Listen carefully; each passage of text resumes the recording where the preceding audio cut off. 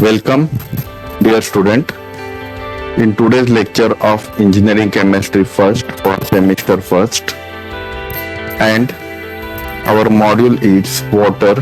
In that first module, the today's topic of discussion it is methods to determine extent of water pollution, and there are different methods are present. Out of that methods, BOD and COD are included in our syllabus. So first of all, it is important to know what is water pollution. So basically, we are familiar with a word that is pollution.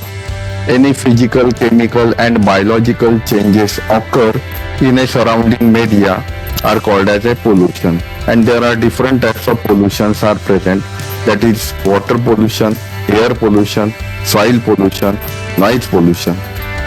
So water pollution, it is nothing but any changes in physical, chemical and biological properties of a water which affects the utility of a water or quality of water are called as water pollution. And there are different types of pollutants are present. Water pollution, already definition is discussed. So pollutants are nothing but any foreign matter which affects the utility of a water. It involves toxic substances, pathogenic germs, substances that requires oxygen for their degradation or decomposition, easily soluble substances and radioactive material or radioactivity that becomes deposited upon at the distance. So that is the examples of pollutants. The next is sewage. It is the liquid waste which includes human and household waste, water, industrial waste, ground waste and street and storm water. The next methods to determine extent of water pollution. So in that, the first method it is BOD, biological oxygen demand. So first of all, it is essential to know what is BOD, biological oxygen demand.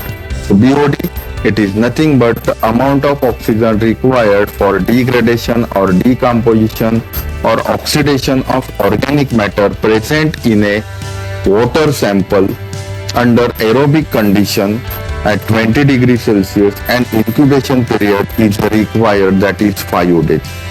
Yes, in that method, biological oxygen demand or determination of biological oxygen demand, it is important to maintain that conditions under aerobic condition where free supply of oxygen are present, because there is oxidation of organic matter. Then easy to oxidize that organic matter, it is also required to maintain 20 degrees Celsius temperature in that incubator. And time duration is required, that is longer time duration is required for BOD.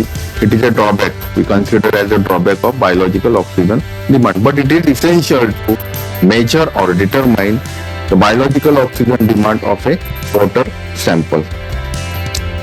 So the demand of oxygen is directly proportional to amount of organic matter present organic matter. The next point is greater the BOD, greater is the pollution. Yes, greater the biological oxygen demand, greater is the oxygen is utilized. It indicates there is a large amount of pollutants are present. That is, greater is the extent of water pollution.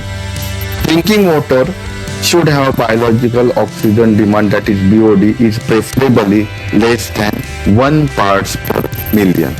Yes, biological oxygen demand is always expressed milligrams per liter or parts per million by using that unit.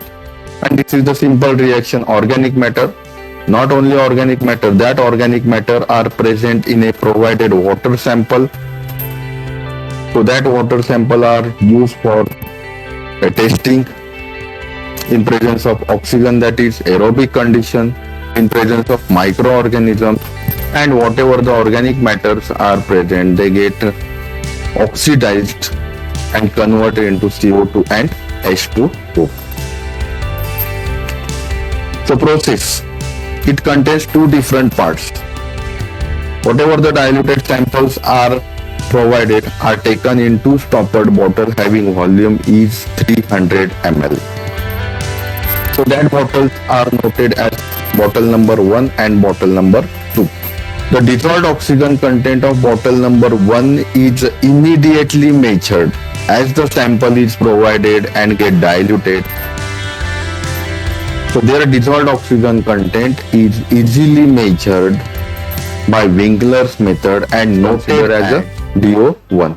And another bottle wastewater sample which is taken in a bottle number 2, so it also get diluted, and that bottle number 2 are kept in BOD incubator where specific conditions are maintained.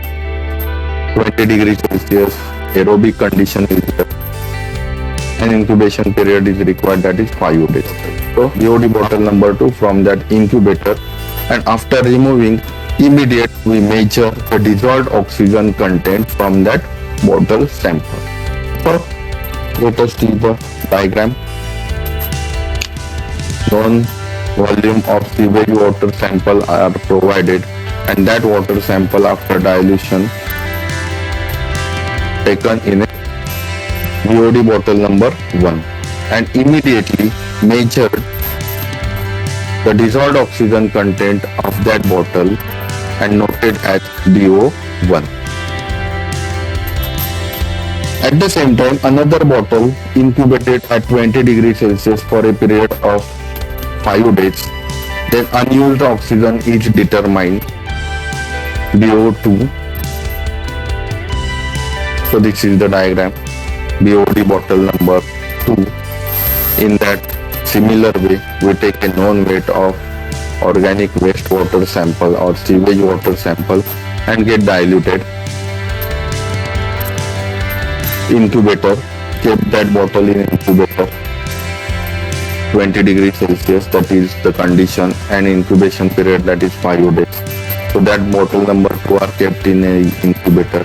After 5 days, that bottle is removed from the incubator and the dissolved oxygen content from the bottle number 2 is measured, it is noted as DO2. By considering the measured DO1 and DO2, we calculate the biological oxygen demand by using the formula. So BOD, DO1 minus DO2, obvious. During the start of that experiment, we immediately measure the dissolved oxygen content from a bottle number 1. There is a larger proportion of dissolved oxygen content is present. But after 5 days, it observed that whatever the microorganisms are present, that microorganism utilize dissolved oxygen content for oxidation of organic matter. So it gets decreases. So DO1 minus DO2. Also dilution factor is required. That dilution factor is nothing but the volume of sample taken before after dilution upon volume of sample taken before dilution. So by using that formula, we calculate dilution factor. The biological oxygen demand is calculated by that formula. Unpolluted water has 5 to 7 milligrams per liter or parts per million of dissolved oxygen content, and this level of dissolved oxygen is essential for supporting aquatic life including microorganisms. That biological oxygen demand is expressed in milligrams per liter or parts per million. Significance: higher the biological oxygen demand of sample, higher is the amount of decomposable organic matter in the sample and higher is the pollution. Second, BOD values are useful generally in process design and loading calculation. Measurement of treatment efficiency and operations, steam pollution control, and in determination of self-purifying capacity of steam.